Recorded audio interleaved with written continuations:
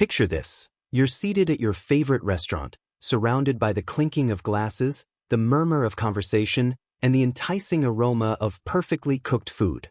The waiter places your meal before you, a beautifully plated dish you've been craving all week. You take that first bite, savoring the flavors, completely unaware that in restaurants across the world, this simple act of eating claims more lives than you could ever imagine. Every year, approximately 5,000 Americans die from choking. That's one person every 2 hours. And here's the shocking truth most people don't know. Restaurants are among the most dangerous places for choking incidents. The combination of large portions, distractions from conversation, alcohol consumption, and the social pressure to keep up with the pace of dining creates a perfect storm for tragedy. But this isn't just about statistics. This is about real people whose lives ended in the most unexpected, horrifying ways. People who walked into restaurants hungry and excited, never imagining they wouldn't walk out alive. Some were celebrating special occasions. Others were on first dates or business meetings. A few were simply grabbing a quick bite after work. What you're about to hear are 6 true stories that will change the way you think about dining out forever. These aren't urban legends or exaggerated tales. These are documented cases that shocked communities, devastated families, and exposed the hidden dangers lurking in every restaurant booth and dining room table. From a wealthy businessman who choked on a piece of steak during a $1 million deal, to a young woman whose first date became her last meal, these stories reveal a disturbing pattern. Choking deaths in restaurants often happen because bystanders don't know what to do, restaurant staff aren't properly trained, and victims themselves are too embarrassed to signal for help until it's too late. The medical term for what these victims experienced is café coronary, named because choking incidents were often mistaken for heart attacks in restaurants. The victims would clutch their chests, turn red or blue, and collapse, leading witnesses to believe they were having cardiac events rather than airway obstructions. This confusion has cost countless lives over the decades. But why are restaurants so particularly dangerous? The answer lies in a combination of factors that create what safety experts call the perfect choking environment. Large cuts of meat, inadequate chewing due to conversation and distraction, alcohol impairing the swallowing reflex, dentures that reduce sensitivity, and the social embarrassment that prevents people from seeking help immediately, all these elements converge in dining establishments. Tonight, we'll walk through 6 unbelievable deaths that highlight these dangers. Each story is unique, each victim was different, but they all share one tragic commonality. They died doing something we all do every single day without a second thought: eating. So before you take your next bite, before you rush through another meal while chatting with friends or scrolling through your phone, listen to these stories. Because knowing what happened to these 6 people might just save your life someday. Welcome to Deadly Tales.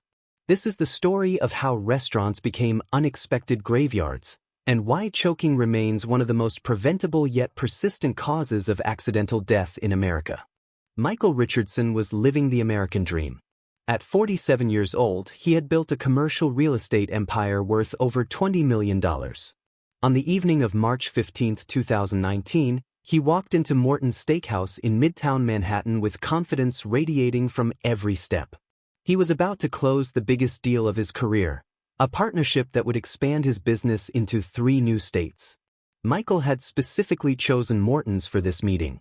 The restaurant's reputation for perfectly aged steaks and impeccable service made it the ideal venue for sealing high-stakes agreements.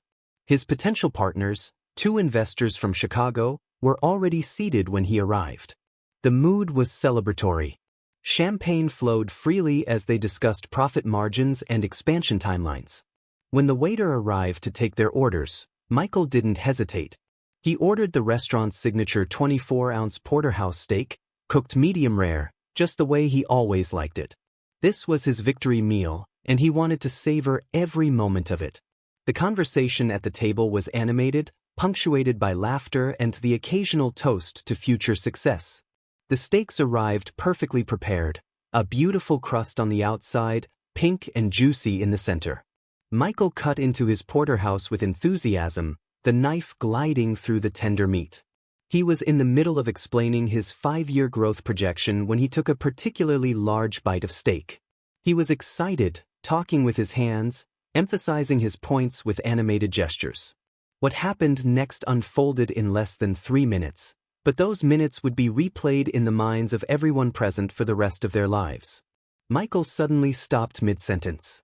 His hand went to his throat, the universal sign of choking, but in the excitement and noise of the restaurant, his companions initially thought he was joking or clearing his throat. One of the investors, Robert Chen, later told investigators that he actually laughed at first, thinking Michael was being dramatic about how good the steak was. But when Michael's face began to change color, transitioning from red to a disturbing shade of purple, the laughter died instantly. Michael stood up abruptly, knocking his chair backward, his eyes wide with panic and terror. The problem was clear. A large piece of steak had become completely lodged in Michael's airway. He couldn't speak, couldn't breathe, couldn't make any sound at all. The silence was more terrifying than any scream could have been. His dining companions froze, paralyzed by shock and uncertainty about what to do. Precious seconds ticked by as other diners began to notice the commotion. A woman at a nearby table screamed for help. The restaurant manager came rushing over, but he too seemed unsure of the proper response. Someone yelled about calling 911. Another person suggested giving him water. The chaos and confusion only worsened the situation. By the time someone with actual first aid training attempted the Heimlich maneuver, nearly 2 full minutes had passed since Michael had taken that fateful bite. The would-be rescuer, a retired firefighter dining with his wife, positioned himself behind Michael and performed the abdominal thrusts with proper technique. But the piece of steak was too large, too firmly lodged. It wouldn't budge. Michael's knees buckled. He collapsed onto the restaurant floor, his expensive suit becoming stained with spilled wine and food. His body began to convulse as his brain was starved of oxygen. The retired firefighter continued attempting the Heimlich, now with Michael on the ground, but it was futile. The airway was completely blocked. Paramedics arrived within 5 minutes of the 911 call, an impressive response time by any standard. But 5 minutes was 4 minutes too long. By the time they performed an emergency cricothyrotomy, cutting a hole in Michael's throat to establish an airway, his heart had already stopped. CPR was performed for 20 minutes, but Michael Richardson was pronounced dead at the scene, surrounded by strangers in a restaurant full of people who had been powerless to save him. The autopsy revealed that the piece of steak lodged in Michael's throat measured approximately 2 inches in diameter, far too large to have been properly chewed and swallowed safely. Toxicology reports showed that Michael's blood alcohol content was 0.09, just above the legal driving limit. The alcohol had likely impaired his judgment about the size of bite he could safely swallow and had dulled his swallowing reflex. The medical examiner's report noted multiple factors that contributed to Michael's death: the large, inadequately chewed piece of meat, the alcohol in his system, the distraction of animated conversation, and the crucial delay in receiving proper assistance. The restaurant staff, despite working in an industry where choking is a known hazard, had never received formal training in emergency response procedures. Michael's death sent shockwaves through his community. His obituary made no mention of the circumstances surrounding his passing, simply stating that he had died unexpectedly. His family chose privacy over public awareness, a common response that unfortunately prevents others from learning life-saving lessons. The multi-million-dollar deal Michael had been celebrating never went through. The investors from Chicago returned home traumatized, unable to shake the image of a successful, vibrant man dying helplessly on a restaurant floor over a piece of steak. Morton's Steakhouse implemented mandatory first aid training for all staff members following the incident, but for Michael Richardson, the change came too late. His death certificate listed the cause of death as asphyxiation due to airway obstruction by food. In medical terms, Michael had experienced what's called a bolus death, killed by a solid mass of food blocking his airway. It's a death that is entirely preventable with proper knowledge, awareness, and immediate action. Sarah Chen was turning 31, and her friends had planned the perfect birthday celebration. They had reservations at Bella Notte, an upscale Italian restaurant in downtown Seattle known for its authentic cuisine and romantic atmosphere. Sarah arrived wearing her new dress, her face glowing with happiness as her friends surprised her with balloons and a custom birthday banner they had smuggled into the restaurant. The group of 7 women had been friends since college, and these annual birthday dinners had become a cherished tradition. They ordered bottles of wine, shared appetizers, and caught up on each other's lives with the easy comfort of long friendship. Sarah was in particularly high spirits that evening. She had recently gotten engaged, landed a promotion at work, and was planning a wedding for the following summer. Life couldn't have been better. For her main course, Sarah ordered the restaurant's specialty, fettuccine alfredo with grilled chicken. The dish arrived in a generous portion, the pasta perfectly al dente, the cream sauce rich and aromatic. As her friends sang, "Happy Birthday," and the waiter brought out a complimentary tiramisu with a candle, Sarah felt overwhelmed with gratitude for the life she was living and the people surrounding her. What nobody at that table knew was that Sarah had a secret she rarely shared. She had a condition called eosinophilic esophagitis, a chronic allergic inflammatory disease that caused her esophagus to narrow. She had been diagnosed 3 years earlier but had learned to manage it through dietary modifications and occasional medication. She avoided certain trigger foods and had learned to eat slowly and carefully. But on this particular night, caught up in the excitement and celebration, Sarah let her guard down. The wine had relaxed her. The laughter and conversation distracted her. And when she took a bite of her fettuccine, she didn't notice that a particularly large piece of chicken had made its way onto her fork along with the pasta. The choking began subtly. Sarah felt the food stick in her chest, a sensation she had experienced before due to her condition. Usually, she would stop eating, drink some water, and wait for the food to pass. But this time was different. The piece of chicken was larger than anything she had attempted to swallow before, and it became completely lodged in her narrowed esophagus. Sarah's first instinct was embarrassment. She didn't want to ruin her own birthday party by making a scene. She tried to cough discreetly, turning her head away from the table. Her friend Jessica noticed Sarah's discomfort and asked if she was okay. Sarah nodded, waving her hand dismissively, trying to indicate that everything was fine. It was a decision that would cost her everything. The obstruction in Sarah's esophagus was putting pressure on her trachea, making it increasingly difficult to breathe. Her esophagus, already narrowed from years of inflammation, had clamped down around the piece of chicken like a vice. She couldn't swallow it down, and she couldn't cough it up. She was trapped in a medical emergency of her own body's making. As the minutes passed, Sarah's attempts to appear fine became impossible to maintain. Her breathing became labored and raspy. Sweat beaded on her forehead. Her hands began to shake as panic set in. By the time she finally stood up from the table, gesturing frantically at her throat, her lips had started to turn blue. Her friends immediately recognized the severity of the situation. One grabbed her phone to call 911 while another attempted the Heimlich maneuver. But here's where Sarah's specific medical condition created a unique and terrifying complication. The food wasn't in her trachea where the Heimlich maneuver would be effective. It was stuck in her esophagus, compressing her airway from behind. The Heimlich maneuver, designed to expel objects from the windpipe, was useless against this type of obstruction. Sarah collapsed to her knees, her eyes wide with terror. She was suffocating not from a complete blockage of her airway, but from the swelling and compression caused by the lodged food in her esophagus. It was a slower, more agonizing form of asphyxiation than a traditional choking incident. The paramedics arrived within 6 minutes, but Sarah was already unconscious.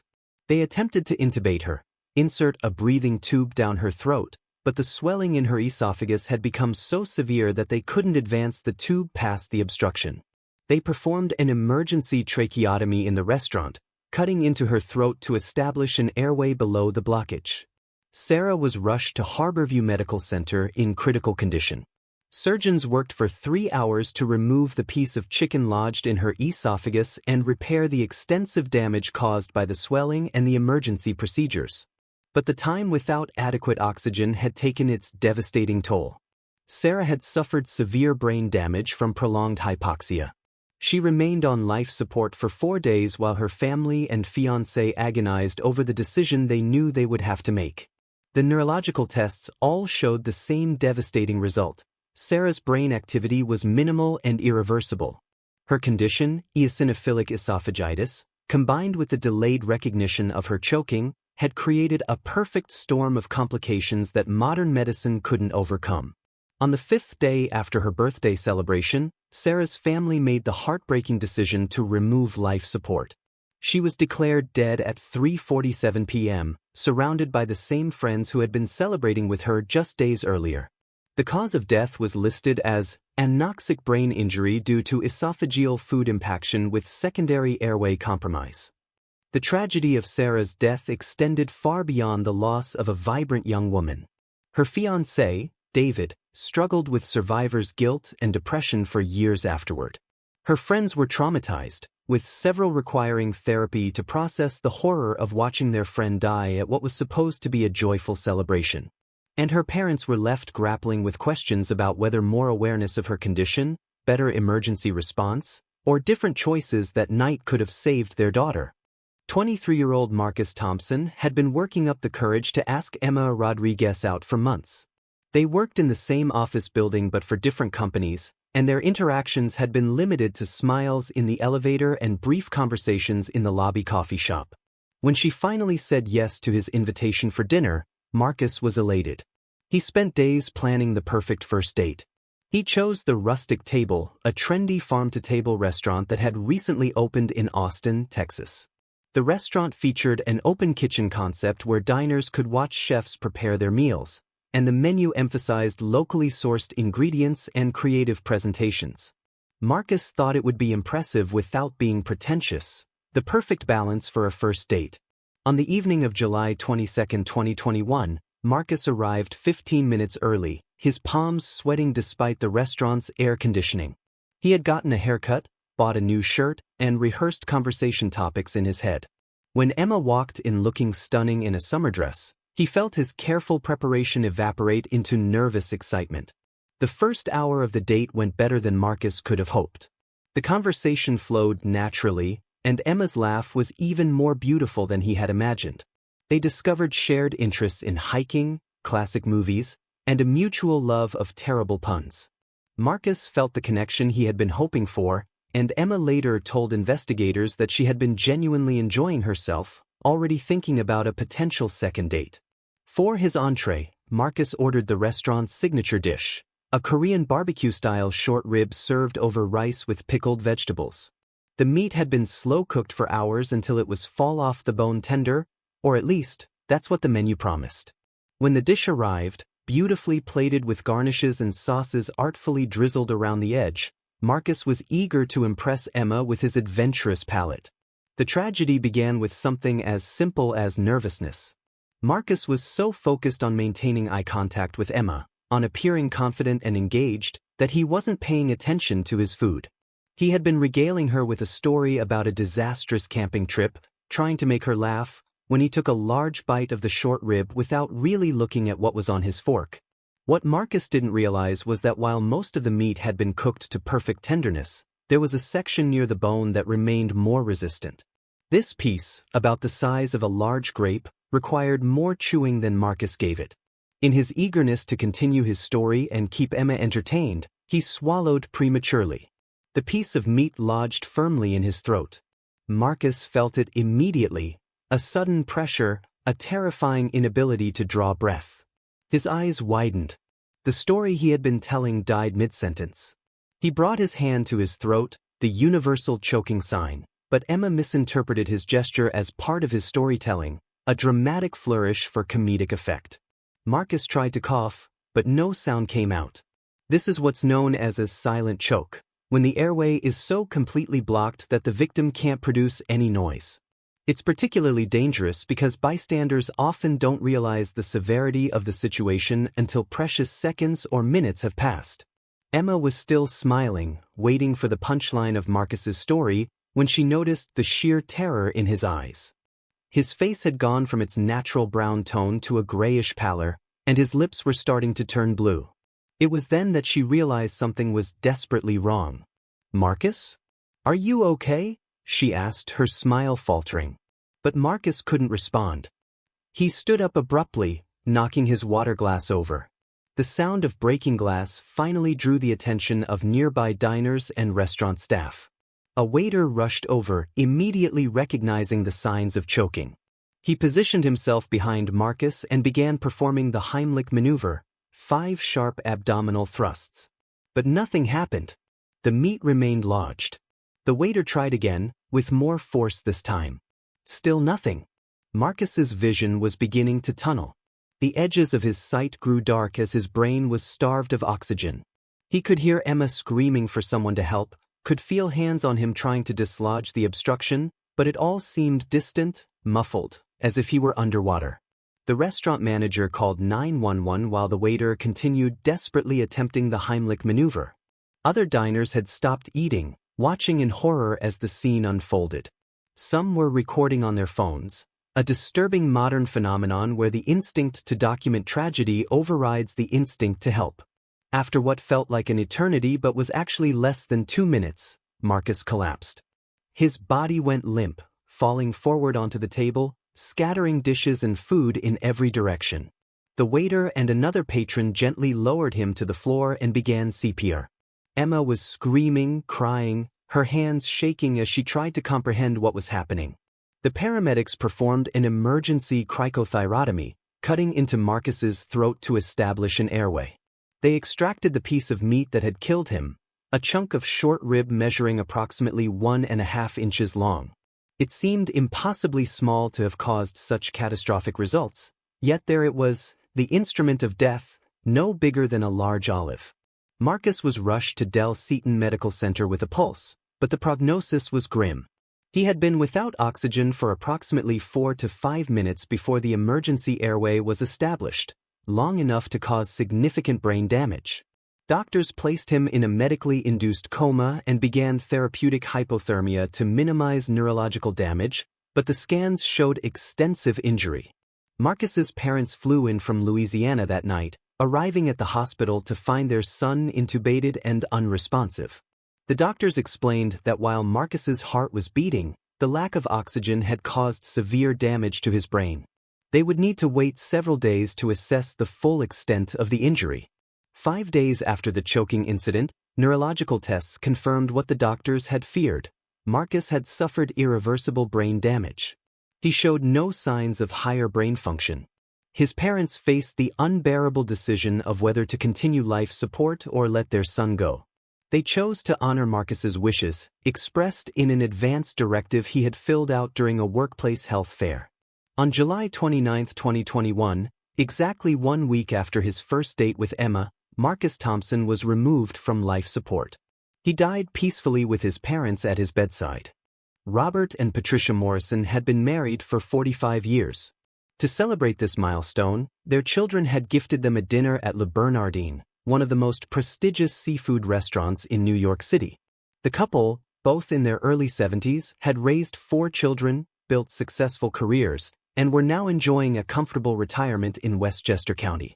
Patricia had been looking forward to this dinner for weeks. She loved fine dining and had always wanted to experience the culinary artistry of Le Bernardin's Michelin-starred cuisine. Robert, more of a meat and potatoes man, had agreed to the seafood restaurant because he knew it would make his wife happy. After 45 years of marriage, he had learned that her joy was his joy. They arrived at the restaurant on the evening of September 14, 2018, dressed in their finest clothes. The maitre d' led them to a romantic corner table with a view of the restaurant's elegant interior. Champagne was poured, and they toasted to 45 years of love, partnership, and shared memories. Robert ordered the restaurant's famous tuna carpaccio as an appetizer, followed by the pan-roasted lobster for his main course. Patricia chose the poached halibut with a delicate lemon beurre blanc sauce. They held hands across the table, reminiscing about their wedding day, their children's births, vacations they had taken, and all the small moments that had woven together to create a lifetime of love. The lobster arrived perfectly prepared, the meat succulent and tender, the presentation worthy of the restaurant's reputation. Robert ate slowly, savoring each bite, discussing with Patricia how impressed he was with the quality of the food. He had been wrong, he admitted with a smile, to be skeptical about seafood. This was exceptional. But Robert had a secret that Patricia knew all too well. He wore dentures. He had lost most of his natural teeth years ago due to gum disease, and while his dentures had been professionally fitted and he had grown accustomed to them, they didn't provide the same sensory feedback as natural teeth. This meant that Robert sometimes had difficulty gauging how thoroughly he had chewed his food. As he was cutting into a particularly large piece of lobster tail, Patricia was telling him a story about their grandson's recent soccer game. Robert, engaged in the conversation and not paying close attention to his food, placed the lobster in his mouth and chewed a few times before swallowing. It happened so naturally, so automatically, that he didn't realize the piece was still too large and hadn't been adequately broken down. The chunk of lobster meat, approximately 2 inches in length and quite dense despite being cooked, lodged firmly in Robert's throat. His eyes widened in shock and fear. He tried to cough, but the obstruction was so complete that no air could pass. Not a sound emerged from his mouth. Patricia noticed immediately. After 45 years together, she could read her husband's expressions like a book, and the look of absolute terror on his face told her something was catastrophically wrong. "Robert? Robert," she called out, her voice rising in panic. Robert stood up from the table, his hand clutching his throat. The universal choking sign. But in the hushed, refined atmosphere of Le Bernardin, with its soft lighting and classical music playing in the background, the emergency seemed almost surreal, out of place in such elegant surroundings. Patricia screamed for help. A waiter rushed over, immediately recognizing the situation. He was a young man named Carlos, who had received first aid training just 2 months earlier as part of the restaurant's safety protocols. Without hesitation, Carlos positioned himself behind Robert and began performing the Heimlich maneuver. 1 thrust. Nothing. 2 thrusts. Still nothing. The piece of lobster remained stubbornly lodged. Robert's face was turning purple now, his eyes bulging with the effort to breathe. Patricia was crying, pleading for someone to save her husband. Carlos performed 5 abdominal thrusts in rapid succession, each one more forceful than the last. On the 5th attempt, something shifted. Robert coughed violently, and a piece of lobster the size of a large marble flew from his mouth, landing on the pristine white tablecloth. Air rushed into his lungs. He gasped, coughed again, and bent over with his hands on his knees, breathing raggedly but breathing nonetheless. For a moment, everyone in the immediate vicinity breathed a collective sigh of relief. Carlos had saved the day. Robert was okay. The crisis had been averted. Patricia embraced her husband, tears streaming down her face, thanking God and Carlos and everyone within earshot. The restaurant manager appeared, apologizing profusely and offering to comp their meal. Paramedics were called as a precaution, and they arrived within minutes to evaluate Robert. He was sitting at the table now, sipping water, his color returning to normal. He joked with the paramedics, saying this wasn't how he had planned to celebrate his anniversary. They checked his vital signs. Everything seemed to be returning to normal. The paramedics recommended that Robert go to the hospital for evaluation, but he refused. He felt fine, he said. He just wanted to go home with his wife and salvage what was left of their anniversary evening. Against the paramedics' advice but within his legal rights, Robert signed a waiver declining transport to the hospital. Carlos, the waiter who had saved Robert's life, was hailed as a hero. Robert shook his hand firmly, thanking him for saving his life. They left the restaurant an hour later, Patricia driving them home to Westchester. But their luck was about to run out in the most unexpected and cruel way possible. What neither Robert nor Patricia nor the paramedics who evaluated him knew was that the forceful Heimlich maneuvers, while successful in dislodging the lobster, had caused internal damage. One of the abdominal thrusts had caused a small tear in Robert's stomach lining. Over the next 12 hours, the tear slowly expanded. Stomach acid began leaking into Robert's abdominal cavity, causing peritonitis, a severe, life-threatening infection of the lining of the abdomen. Robert went to bed that night feeling tired and slightly nauseous, which he attributed to the stress of the choking incident. Patricia woke up at 4 a.m. to find Robert moaning in pain. His abdomen was rigid and distended, and he was running a high fever. She immediately called 911. When paramedics arrived and assessed Robert's condition, they rushed him to Northern Westchester Hospital with lights and sirens. Emergency surgery revealed the horrifying truth: peritonitis secondary to a gastric perforation. The surgeons worked for 6 hours to repair the tear, clean out the infection, and try to save Robert's life. But the infection had spread too rapidly. Despite aggressive treatment with antibiotics and multiple surgical procedures over the following days, Robert's condition deteriorated. He developed septic shock, a catastrophic body-wide infection that caused his organs to begin shutting down. Patricia sat at his bedside in the ICU, holding his hand, unable to comprehend how they had gone from celebrating their anniversary to this nightmare. Their children flew in from across the country, gathering around their father's hospital bed. 8 days after their anniversary dinner, 9 days after the choking incident that he had survived, Robert Morrison died of complications from the gastric perforation. The official cause of death was listed as septic shock secondary to peritonitis caused by gastric perforation. The medical examiner's report noted that the perforation was consistent with injury from the Heimlich maneuver. But the report also made clear that Carlos had performed the procedure correctly and had likely saved Robert from immediate death by choking. The perforation was a rare but known complication, occurring in less than 1% of cases. This created a terrible moral paradox. Carlos had saved Robert's life, only for that life to be taken a week later by the very action that had saved it.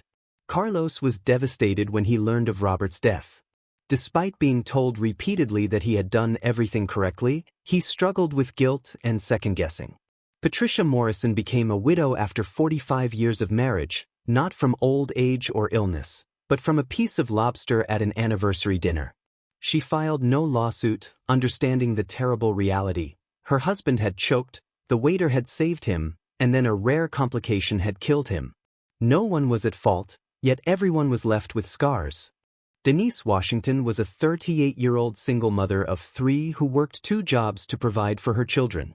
Mother's Day was the one day of the year when her teenage kids insisted on treating her to something special, and in 2020, they had pooled their money to take her to the Cheesecake Factory in Charlotte, North Carolina, her favorite chain restaurant. Her children, Marcus, 16, Aaliyah, 14, and little Jaden, just 11, had made the reservation themselves and had even saved up enough money to cover the bill. They wanted to show their mother how much they appreciated all her sacrifices. Denise had been looking forward to this meal for weeks, not because of the food but because of what it represented: time with her children and the knowledge that she had raised kids who valued and loved her. They arrived at the restaurant at 12:30 p.m. on Mother's Day. The restaurant was packed with families celebrating, and the noise level was high with conversation and laughter. They were seated in a booth near the kitchen, and the kids excitedly handed their mother the menu, telling her to order whatever she wanted. Money was no object today. Denise chose a chicken Madeira pasta with mushrooms and asparagus. It was more expensive than what she would normally order, but her kids insisted. Marcus ordered a steak, Aaliyah got shrimp scampi, and Jaden wanted chicken strips and fries. When the food arrived, they took photos for social media. Happy, smiling faces, a family making memories. The pasta was delicious, rich and creamy with perfectly seasoned chicken. Denise ate slowly, savoring every bite while listening to her children talk about school, friends, and their plans for summer vacation. She felt content, grateful, blessed beyond measure for these 3 beautiful humans she had brought into the world. About halfway through her meal, Denise took a bite that contained a large piece of chicken breast. She was in the middle of laughing at something Jaden had said when she swallowed, and the chicken went down wrong. It felt stuck immediately, a pressure in her chest that was uncomfortable but not yet alarming. Denise took a sip of water, thinking it would help push the food down. But instead of helping, the water made things worse. The piece of chicken was completely blocking her esophagus, and the water had nowhere to go. She felt it back up, and suddenly she was choking on both the food and the liquid. Her eyes widened. She couldn't breathe. She tried to cough, but the blockage was too complete. Marcus noticed first. "Mom? Mom, are you okay?" His voice carried concern but not yet panic. Denise shook her head, her hand going to her throat. That's when her children realized something was terribly wrong. "She's choking!" Aaliyah screamed. "Somebody help! My mom is choking!" The teenage girl's voice cut through the restaurant noise, causing nearby diners to turn and look. But in the chaos and confusion of a packed restaurant on a holiday, help didn't come immediately. Marcus, thinking quickly, tried to perform the Heimlich maneuver. He was a tall, athletic teenager, but he had never actually done the maneuver before. He positioned himself behind his mother as she stood up from the booth and wrapped his arms around her waist. But his hand placement was wrong, and his thrusts were too weak. Nothing happened. Denise was panicking now, her vision starting to blur. She could see the terror on her children's faces, and even through her own fear, her maternal instinct kicked in. She didn't want them to see this, didn't want their Mother's Day memory to be of watching her die. A woman from a nearby table rushed over. She was a nurse and had performed the Heimlich maneuver before. "Let me try," she said to Marcus, gently moving him aside. She positioned herself correctly behind Denise and began performing abdominal thrusts. 1, 2, 3. Nothing. 4, 5. Still nothing. Denise's legs buckled. She fell to her knees on the restaurant floor, and the nurse went down with her, continuing to perform the Heimlich from a modified position. Denise's face was turning blue. Her children were crying, screaming for someone to do something, anything to save their mother. Another man, claiming to be a paramedic, joined the rescue effort. Between the nurse and the man, they performed the Heimlich maneuver for nearly 2 minutes, trying different positions and different levels of force. Finally, on what must have been the 20th or 30th attempt, the piece of chicken dislodged. Denise coughed violently, and the obstruction flew from her mouth. Air rushed into her lungs. She was alive. She had survived. But the ordeal wasn't over. As Denise lay on the restaurant floor, breathing but disoriented, she began vomiting, a common response after severe choking incidents. The trauma to her throat and esophagus, combined with the panic and stress, triggered her body's defense mechanisms. Paramedics arrived and insisted on taking Denise to the hospital for evaluation. At Atrium Health Carolina's medical center, doctors discovered that the forceful abdominal thrusts had caused damage. Denise had 2 fractured ribs and a severely bruised diaphragm. She was in considerable pain, but the doctors assured her she would recover.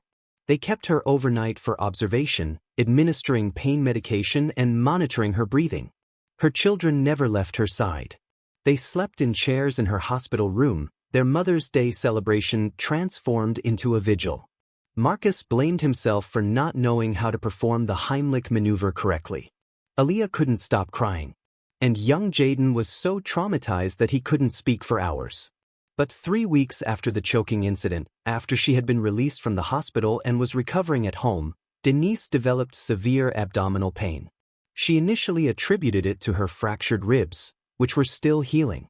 But as the pain intensified, she knew something else was wrong.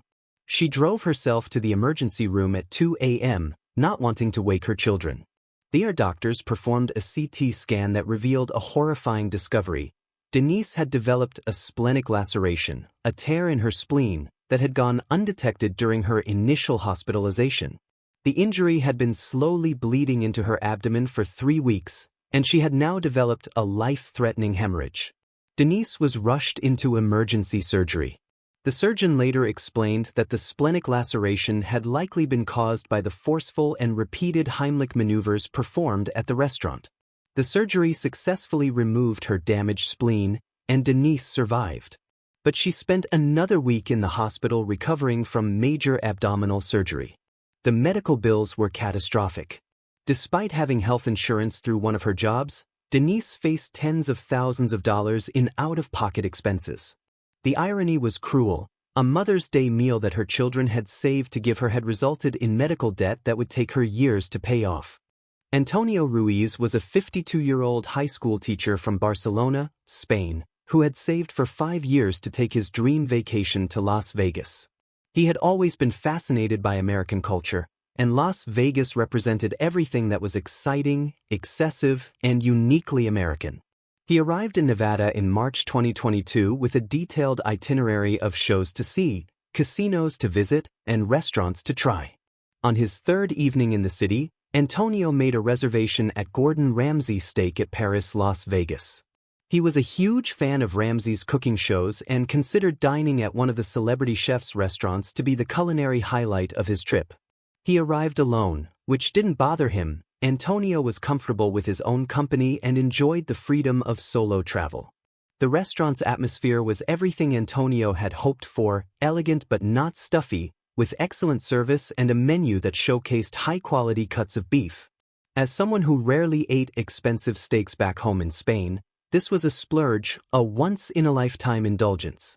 He ordered the Wagyu beef steak, cooked medium, with a side of truffle fries and a glass of California Cabernet Sauvignon.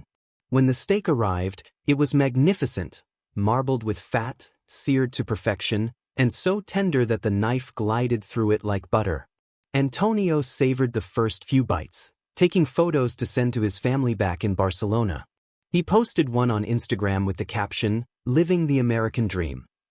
He sipped his wine, enjoying the rich flavors and the satisfaction of a meal that was worth every penny of what he had saved. But Antonio had a condition he had never discussed with anyone except his doctors. He had Barrett's esophagus, a complication of chronic acid reflux that causes changes in the lining of the esophagus. The condition made swallowing difficult at times and increased his risk of esophageal complications. Antonio managed it with medication and by avoiding trigger foods, but he had decided to throw caution to the wind on this vacation. He was on holiday, after all, and he deserved to enjoy himself. The steak, while tender, was still a dense, rich protein that required thorough chewing. Antonio, excited and perhaps drinking his wine a bit too quickly on what was essentially an empty stomach, wasn't as careful as he should have been. The lively atmosphere of the restaurant, the music, the energy, it all contributed to his distraction. Midway through his meal, he took a bite of steak that was larger than prudent and, caught up in watching the other diners and the bustling restaurant around him, swallowed before fully chewing. The piece of Wagyu, ironically tender by most standards but still a solid mass of protein, lodged in Antonio's esophagus. He felt it immediately, that terrible sensation of something stuck in his chest. Antonio's first thought wasn't panic, it was embarrassment. He was alone in a fancy restaurant in a foreign country, and the last thing he wanted was to cause a scene. Cultural differences played a role here too. Antonio came from a background where making a fuss in public was considered extremely impolite. He tried to cough discreetly, tried to swallow, tried to breathe deeply, but the obstruction wasn't moving. He reached for his water glass, thinking maybe liquid would help push the food down. But when he tried to drink, the water wouldn't go past the obstruction. It came back up, and suddenly Antonio was choking not just on steak but on water as well. His breathing became labored. His face began to flush. Still, Antonio tried to appear calm, not wanting to draw attention to himself. A server passing by Antonio's table noticed his distress. "Sir? Are you all right?" she asked, approaching with concern in her voice. Antonio waved his hand, trying to indicate that he was fine, but his gesture was weak and unconvincing. The server, trained to recognize signs of distress, immediately recognized the situation and called for help. The restaurant manager arrived within seconds, and to his credit, he was well trained in emergency response. He asked Antonio if he was choking, and when Antonio nodded, unable to speak, the manager immediately began the Heimlich maneuver. He performed it correctly, with proper hand placement and sufficient force. But the piece of steak wouldn't budge. Other staff members called 911 while the manager continued attempting to dislodge the obstruction. By now, Antonio had stopped trying to appear fine. Terror had overtaken embarrassment. His hands clutched at the table, his eyes wide with fear. He was turning a disturbing shade of purple, his lips taking on a bluish tinge. The manager tried the Heimlich maneuver from different angles, with varying levels of force. He even attempted back blows, hitting Antonio firmly between the shoulder blades. Nothing worked. The piece of steak was firmly lodged in Antonio's narrowed esophagus, compressing his trachea from behind. Antonio collapsed face first onto his plate, scattering his unfinished meal across the table. The beautiful Wagyu steak, the truffle fries, the wine, all of it went flying as Antonio's body hit the table. The manager and another staff member quickly moved him to the floor and began CPR. Other diners watched in shocked silence, some turning away, unable to handle the trauma of what they were witnessing. Paramedics from the Las Vegas Fire Department arrived within 4 minutes, An excellent response time for the busy strip. They immediately attempted to intubate Antonio to establish an airway, but the swelling in his esophagus and the position of the obstruction made it impossible to advance the breathing tube. Without hesitation, they performed an emergency cricothyrotomy, cutting into Antonio's throat to bypass the blockage. The procedure was successful in establishing an airway, but by this point, Antonio had been without adequate oxygen for nearly 7 minutes. His heart had stopped twice and had been restarted with CPR and defibrillation. The paramedics rushed him to Sunrise Hospital and Medical Center with Code Blue status, the most critical transport designation. In the emergency room, doctors worked frantically to stabilize Antonio. An endoscopy was performed to visualize and remove the obstruction, a piece of Wagyu steak measuring approximately 1.5 inches by 2 inches. It had been stuck at the point where Antonio's esophagus was narrowest due to his Barrett's esophagus. The doctors successfully removed it, but they knew the real concern wasn't the obstruction, it was the brain damage from prolonged oxygen deprivation. Antonio was placed on a ventilator and admitted to the ICU in critical condition. CT scans of his brain showed extensive damage from the lack of oxygen. His prognosis was grave. Hospital staff faced a unique challenge. Antonio was a foreign tourist with no family in the United States. His passport and phone were recovered from his hotel room at the Luxor, where he had been staying. The hospital's International Patient Services Department worked to contact his family in Spain, navigating time zones and language barriers. His wife, Elena, and their 2 adult daughters, Lucia and Sofia, received the devastating call in the middle of the night Barcelona time. They were told that Antonio was in critical condition following a choking incident and that they should come to Las Vegas immediately if they wanted to see him. The family scrambled to arrange emergency travel, dealing with visa requirements, expensive last-minute flights, and the shock and fear of not knowing whether Antonio would still be alive when they arrived. By the time Elena and her daughters landed in Las Vegas 36 hours after the choking incident, the neurological picture had become heartbreakingly clear. Antonio had suffered catastrophic brain damage. The attending neurologist, a compassionate woman named Dr. Sarah Mitchell, sat down with the family in a small consultation room and delivered the news that would shatter their world. The CT scans showed extensive injury throughout Antonio's brain, particularly in the areas responsible for consciousness and higher cognitive function. Even if Antonio survived, Dr. Mitchell explained gently, he would never regain consciousness or any meaningful brain function. He would never recognize his family, never speak again, never know who or where he was. For Elena and her daughters, the nightmare was compounded by being in a foreign country, dealing with an unfamiliar medical system, trying to communicate through interpreters, and making impossible decisions while jet-lagged and emotionally devastated. They sat at Antonio's bedside in the sterile ICU, holding his hand, talking to him in Spanish even though he couldn't hear them, grappling with the surreal reality that their loved one's life had been stolen by a piece of steak thousands of miles from home. The hospital provided them with a social worker who helped navigate the complex decisions ahead. There were medical choices to make, financial considerations, the bills were already mounting into the hundreds of thousands of dollars, and the terrible question of what Antonio would have wanted. 4 days after the choking incident, with Antonio showing no signs of neurological improvement and mounting evidence that the damage was irreversible, Elena and her daughters made the agonizing decision to withdraw life support. They authorized the hospital to allow Antonio to be an organ donor, a decision Antonio had indicated on his Spanish driver's license years earlier, never imagining it would be honored in a hospital in Las Vegas. Antonio's liver, kidneys, and corneas would save or improve the lives of 4 people. It was a small consolation, but it gave his family some sense that his death would have meaning, that something good could come from this senseless tragedy. Antonio Ruiz died on March 21, 2022, at 8:47 p.m., surrounded by his wife and daughters in a hospital room thousands of miles from home. The cause of death was listed as anoxic brain injury secondary to airway obstruction by food. He had come to Las Vegas for adventure and excitement, and instead, he had found his final resting place. The aftermath was complicated and painful. The family had to navigate the process of repatriating Antonio's body to Spain, dealing with international paperwork, coordinating with funeral homes on 2 continents, and somehow finding the strength to plan a funeral while still in shock.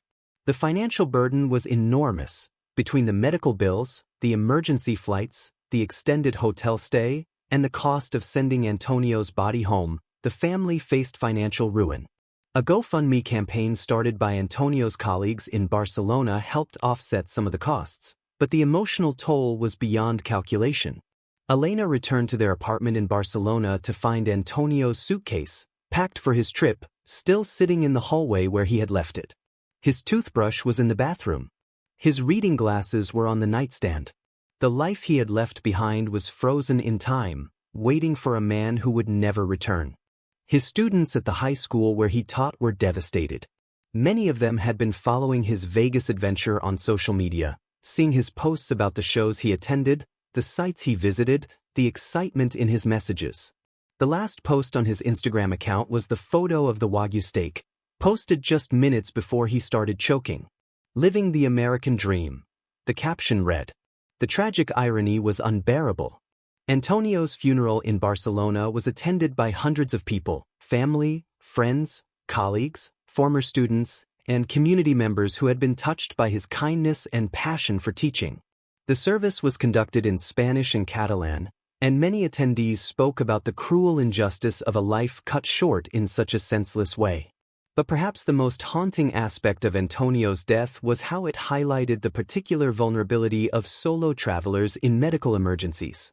If Antonio had been dining with companions who knew about his esophageal condition, they might have intervened sooner or been able to provide crucial medical information to first responders.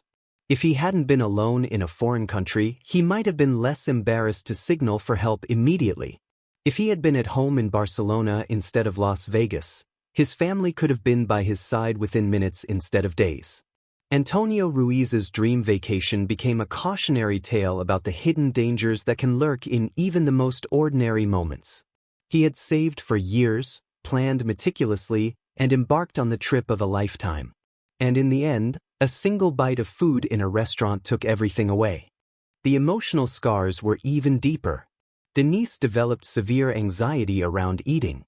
She would panic whenever she had to swallow food, convinced that she would choke again. Her children were traumatized. The family eventually sought counseling to deal with post-traumatic stress disorder from the incident. Denise never returned to the Cheesecake Factory. To this day, she cuts all her food into tiny pieces, chews thoroughly, and experiences anxiety whenever she eats in public. Mother's Day, which had once been her favorite holiday, became a day tinged with complex emotions, gratitude for survival, sadness for innocence lost, and an acute awareness of how fragile life truly is. 6 people. 6 restaurants. 6 preventable deaths. Michael Richardson choked on a porterhouse steak during a business deal. Sarah Chin died after a birthday celebration turned tragic. Marcus Thompson never made it past his first date. Robert Morrison survived choking only to die from complications a week later. Denise Washington nearly lost her life on Mother's Day in front of her children. And Antonio Ruiz's dream vacation to Las Vegas became his final destination. Each of these victims walked into a restaurant with plans, hopes, and people waiting for them at home. None of them imagined that a simple meal would be their last. But choking doesn't discriminate. It doesn't care if you're rich or poor, young or old, dining alone or with loved ones. All it takes is one bite, one moment of distraction, one piece of food that's too large or poorly chewed. The statistics are sobering. 5,000 Americans die from choking every year. That's one person every 2 hours. And restaurants remain one of the most dangerous places for these incidents because of the perfect storm they create: large portions, alcohol, distractions, social pressure, and the deadly combination of embarrassment that prevents people from seeking help immediately. So what can you do? Learn the universal choking sign, hands clutching the throat. Take a CPR and first aid course. Know how to perform the Heimlich maneuver correctly. Cut your food into small pieces. Chew thoroughly. Limit alcohol during meals. Stay alert when dining with others. And most importantly, never let embarrassment stop you from seeking help if you're choking. Your life is worth more than avoiding a scene. For restaurant staff and owners, make first aid training mandatory. Have emergency equipment readily available. Watch for signs of distress in your diners. The few hours spent on training could mean the difference between a customer going home safely or never going home at all. These 6 deaths were not inevitable. They were the result of a lack of awareness, delayed response, inadequate training, and the tragic human tendency to minimize danger until it's too late. Every single one of these people could have been saved with the right knowledge and immediate action. The next time you sit down at a restaurant and take that first bite, remember Michael, Sarah, Marcus, Robert, Denise, and Antonio. Remember that eating, something we do multiple times every day without thought, carries hidden dangers that can turn deadly in seconds. Stay alert, stay educated, and stay alive. This has been Deadly Tales, reminding you that the most dangerous thing in a restaurant isn't always what's on your plate. It's how unprepared we are when something goes wrong. Don't let your story end like theirs. Learn, prepare, and act. Because the next choking victim you save might be yourself, someone you love, or a complete stranger whose life is worth fighting for. Stay safe out there. And the next time someone raises their hands to their throat, don't hesitate. Because in those critical seconds, you're not just a bystander, you're the difference between life and death.